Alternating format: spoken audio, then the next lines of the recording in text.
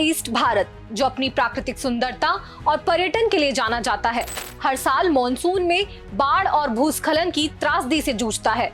2025 में भी स्थिति भयावह है।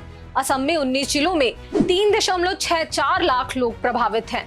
सिक्किम में 1500 से ज्यादा पर्यटक फंसे हैं और गुवाहाटी में भूस्खलन से कई लोगों की जानें गई हैं। इस रिपोर्ट को लिखे जाने तक 40 से ज्यादा मौतें हो चुकी हैं और लगभग 5.5 लाख लोग विस्थापित किए गए हैं। मणिपुर का इंफॉल पहले से ही अस्थिरता से गुजर रहा है और अब वहां बाढ़ की मार पड़ रही है। ऑपरेशन जल राहत और बचाव कार्य जारी है। आखिर हर साल यहाँ बाढ़ क्यों आती है? इस साल का कोहराम कितना बड़ा है और इसका समाधान क्या है? आज हम सब कुछ जानेंगे इस वीडियो में। नमस्कार, मैं हूं पूनम ऋतु सेन और आप देख रहे हैं द लेंस। देखिए, नॉर्थ ईस्ट में बाढ़ के कई कारण हैं। पहला, ज्योग्राफिकल कंडीशन। ये क्षेत्र हिमालय की तलहटी में बसा है। यहाँ ब्रह्मपुत्र, तिस्ता और बराक जैसी नदियां हिमालय से निकलती हैं। मॉनसून में 75% बारिश जून से सितंबर महीने के बीच होती है, जिससे नदियां ओवरफ्लो हो जाती हैं। ब्रह्मपुत्र नदी का विशाल बेसिन 5.8 लाख वर्ग किलोमीटर में फैला है, जो नॉर्थ ईस्ट की 50% से ज्यादा बारिश को प्रभावित करता है। दूसरा, जलवायु परिवर्तन। पिछले 20 सालों में मॉनसून का पैटर्न बदला है। कम समय में ज्यादा बारिश हो रही है और बादल फटने की घटनाएं बढ़ी हैं।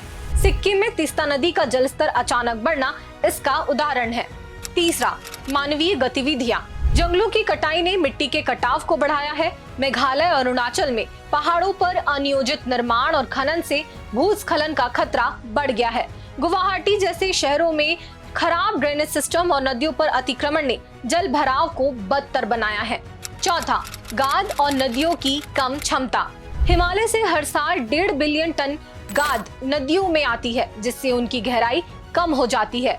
ब्रह्मपुत्र नदी की वहन क्षमता हर साल 5 से 7% कम हो रही है, जिससे वह जल्दी उफनती है। 2025 में नॉर्थ ईस्ट में बाढ़ ने भयंकर कोहराम मचाया है। इस रिपोर्ट को लिखते तक 40 से ज्यादा लोगों की जान जा चुकी है और लगभग 5.5 लाख लोग प्रभावित हुए हैं। असम में सबसे ज्यादा तबाही मची है। 19 जिलों के 3.64 लाख लोग प्रभावित हुए हैं।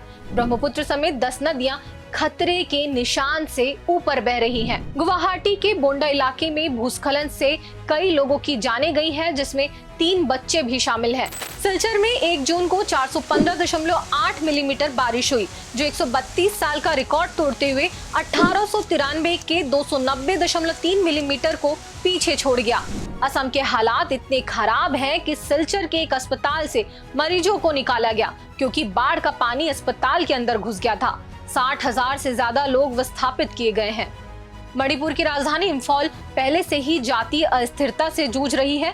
वहीं 2023 से मणिपुर में हिंसा भी जारी है और सैकड़ों लोगों की जान उसमें गई है और अब बाढ़ की स्थिति ने इसे और बदतर कर दिया है। इंफॉल में भारी जल भराव है। इंफॉल नदी, नंबुल नदी और इरिल नदी खतरे के निशान से ऊपर बह रही है। 19,800 से ज्यादा लोग प्रभावित हुए हैं और 3,365 मकानों को नुकसान पहुंचा है। राहत टीमों ने 1500 से ज्यादा लोगों को सुरक्षित निकाला है। सिक्किम में 1500 से ज्यादा पर्यटक फंसे हैं। तिस्ता नदी का जलस्तर बढ़ने से सड़कें और पुल बह गए हैं। मंगन जिले में 8 लोग लापता हैं, क्योंकि उनकी गाड़ी नदी में बह गई। अरुणाचल में NH13 पर भूस्खलन से एक गाड़ी खाई में गिरी, जिसमें 7 लोग मारे गए। मेघालय और मिजोरम में भी भूस्खलन और बाढ़ से हालात बदतर हैं। मिजोरम के सिरछिप में 13 घर ढह गए, जिसमें एक युवक की जान चली गई। हालांकि राहत कार्य जारी है, लेकिन मौसम विभाग ने आगामी दिनों में और मौसम खराब होने की संभावना बताई है। बाढ़ का असर सिर्फ जलभराव तक नहीं है। नॉर्थ ईस्ट भारत का एक प्रमुख पर्यटन केंद्र है। सिक्किम की बर्फीली चोटियां, असम का काजीरंगा नेशनल पार्क, मणिपुर की लोकटक झील और मेघालय की गुफाएं हर साल लाखों पर्यटकों को आकर्षित करती है। लेकिन बाढ़ इस क्षेत्र के पर्यटन उद्योग को बुरी तरह प्रभावित करती है। सिक्किम में 1500 से ज्यादा पर्यटक फंसे हैं और रेस्क्यू ऑपरेशन बारिश के कारण रुका हुआ है। 29 मई से 8 पर्यटक लापता हैं, क्योंकि उनकी गाड़ी तिस्ता नदी में बह गई। सिक्किम प्रशासन ने पर्यटकों के लिए परमिट जारी करना बंद कर दिया है। काजीरंगा नेशनल पार्क में 2024 में 200 से ज्यादा जानवर डूब गए थे और इस साल भी पार्क के कई हिस्से पानी में डूबे हैं। हर साल नॉर्थ ईस्ट में बाढ़ से सैकड़ों लोग मरते हैं। आंकड़ों पर नजर डालें तो 2024 में केवल असम में 109 मौतें हुई थी। इस साल भी स्थिति गंभीर है। वहीं पर्यटन ठप होने से स्थानीय अर्थव्यवस्था को भारी नुकसान होता है। होटल, गाइड और ट्रांसपोर्ट से जुड़े लोगों की आजीविका प्रभावित होती है। इसके अलावा बाढ़ का असर सिर्फ पर्यटन तक नहीं है, फसलें बर्बाद हो रही हैं, सड़कें पुल टूट गए हैं और स्वास्थ्य समस्याएं बढ़ रही हैं। बाढ़ के बाद हैजा, डेंगू और मलेरिया जैसी बीमारियां फैलने का खतरा है। राहत कार्यों में भी चुनौतियां हैं। सड़कें टूटने से कई गांव अलग थलग हैं और बचाव दल तक पहुंचने में मुश्किल हो रही है। ऐसे में इस समस्या का समाधान क्या है? पहला, बाढ़ पूर्वानुमान को बेहतर करना होगा। मौसम विभाग की चेतावनियों को समय पर लागू करना जरूरी है। दूसरा, वन रोपण, जंगलों को बचाकर भूस्खलन और गाद को रोका जा सकता है। मेघालय और अरुणाचल में पहाड़ी कटाई पर रोक लगाने की सख्त जरूरत है। तीसरा, नदियों और तटबंधों का सही रखरखाव। असम में तटबंधों की मरम्मत और नदियों की ड्रेजिंग जरूरी है। ब्रह्मपुत्र नदी में गाद हटाने के लिए तकनीकी उपाय अपनाए जा सकते हैं। चौथा, शहरी ड्रेनेज, गुवाहाटी और इम्फाल जैसे शहरों में जल निकासी सिस्टम को दुरुस्त करना होगा। पांचवा, चीन के साथ सहयोग, ब्रह्मपुत्र नदी का पानी चीन से आता है।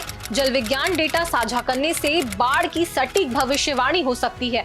और सबसे जरूरी, जागरूकता, लोगों को बाढ़ से पहले सुरक्षित स्थानों पर जाने की सलाह दी जानी चाहिए। नॉर्थ ईस्ट में बाढ़ बार बार आने वाली त्रासदी है, लेकिन सही कदमों से इसका असर कम किया जा सकता है।